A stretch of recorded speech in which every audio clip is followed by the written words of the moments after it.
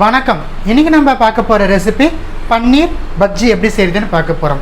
பன்னீர் பஜ்ஜி செய்ய தேவையான பொருட்கள் நான் வந்து இன்றைக்கி 100 கிராம் போல் பன்னீர் எடுத்து ஸ்லைஸ் பண்ணி எடுத்து வச்சுருக்கிறேன். பஜ்ஜிக்கு நம்ம எந்த மாதிரி பீஸ் போடுவோமோ அந்த மாதிரி பீஸ் போட்டு எடுத்து வச்சுருக்கிறேன். பச்சரிசி மாவு 1 டீஸ்பூன் போல் எடுத்துருக்கேன், இல்லை 1.5 டீஸ்பூன் போல் கூட நம்ம எடுத்துக்கலாம். 1லேருந்து 1.5 டீஸ்பூன் போல் பச்சரிசி மாவு எடுத்துக்கலாம். ஆப்ப சோட்டா மாவு வந்து 1/4 டீஸ்பூன் எடுத்திருக்கேன். கறி மசாலா வந்து 1/4 டீஸ்பூன் போல் எடுத்திருக்கேன். தனி மிளகாய் தூள் காரத்திற்கு ஏற்ப எடுத்திருக்கேன். கார்ன்ஃப்ளவர் வந்து 1/2 டீஸ்பூன்லேருந்து 3/4 டீஸ்பூன் வரைக்கும் நம்ம கார்ன்ஃப்ளவர் எடுத்துக்கலாம். கடலை மாவு வந்து நான் வந்து இன்றைக்கி 2 டேபிள் ஸ்பூன் அளவு எடுத்திருக்கேன். தண்ணீர் தேவைக்கேற்ப, உப்பு தேவைக்கேற்ப, எண்ணெய் தேவைக்கேற்ப இந்த இன்க்ரீடியண்ட்டை வச்சுட்டு கலக்கலான பன்னீர் பஜ்ஜி எப்படி செய்கிறதுன்னு பார்க்கலாம் வாங்க. ஒரு போல் ஒன்று எடுத்து வச்சுருக்கோம். இதில் வந்து இப்போ நம்ம பஜ்ஜி மாவை வந்து ரெடி பண்ண போகிறோம். உங்களுக்கு வேணும்னா நீங்கள் ரெடிமேட் பஜ்ஜி மாவு வச்சு கூட செய்யலாம். ஆனால் நம்ம வீட்டில் செய்கிற பஜ்ஜி மாவு டேஸ்ட் அதில் வராது. ஸோ நான் வந்து இன்றைக்கி எடுத்து வச்ச கடலை மாவு ஆட் பண்ணிக்கிறேன். கடலை மாவு சேர்த்தாச்சு. இப்போ நம்ம பச்சரிசி மாவு ஆட் பண்ணலாம். பச்சரிசி மாவும் ஆட் பண்ணியாச்சு. நம்ம கார்ன்ஃப்ளவர் ஆட் பண்ணுறோம்.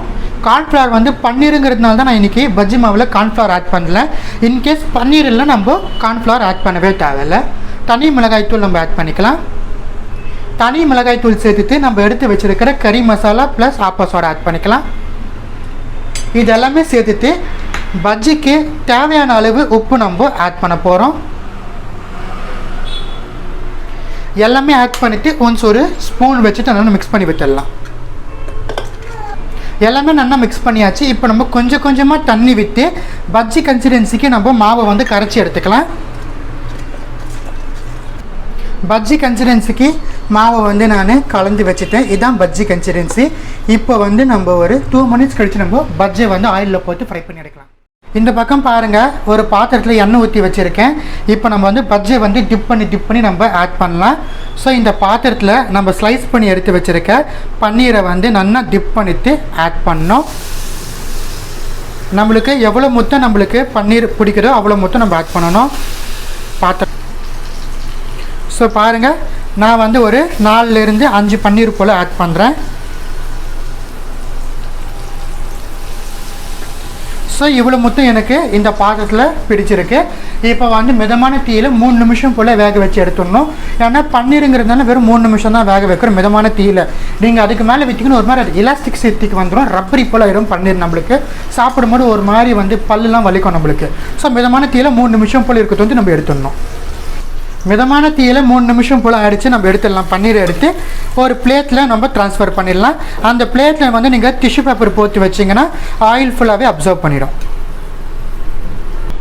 செகண்ட் பேட்ச் ஆட் பண்ணுறேன் பாருங்கள். ரிமைனிங் இருக்கிற எல்லாம் பண்ணிடுச்சோம். நான் செகண்ட் பேட்சில் ஆட் பண்ண போகிறேன். இதையுமே நம்ம மிதமான தீயில் 3 நிமிஷம் போல் வச்சுருந்து எடுத்துடணும். ஏன்னா அதுக்கு மேலே வேவிட்டா பன்னீர் வந்து நம்மளுக்கு ரப்பர் போல் போயிடும். மிதமான தீயில் 3 நிமிஷம் போல் ஆகிடுச்சு. நம்ம பன்னீர்ஸை எடுத்துடலாம். கலக்கலான பன்னீர் பஜ்ஜி நம்மளுக்கு ரெடி ஆகிடுச்சு. நம்ம சூடாக எடுத்து போய் சர்வ் பண்ணலாம். ரொம்பவே கலக்கலான பன்னீரை வச்சுட்டு பஜ்ஜி எப்படி செய்யுது உங்களுக்காக வேண்டி செஞ்சு காமிச்சிருக்கேன்.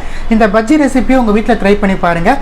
ஈவினிங் டீ கூட சாப்பிட ஒரு அட்டகாசமான ஸ்நாக்ஸ் இந்த பஜ்ஜி, பன்னீர் பஜ்ஜி. நம்மளுக்கு இந்த ரெசிபி உங்கள் வீட்டில் ட்ரை பண்ணி பார்த்து எப்படி வந்துச்சுன்னு எனக்கு கமெண்ட் செக்ஷனில் சொல்லுங்கள்.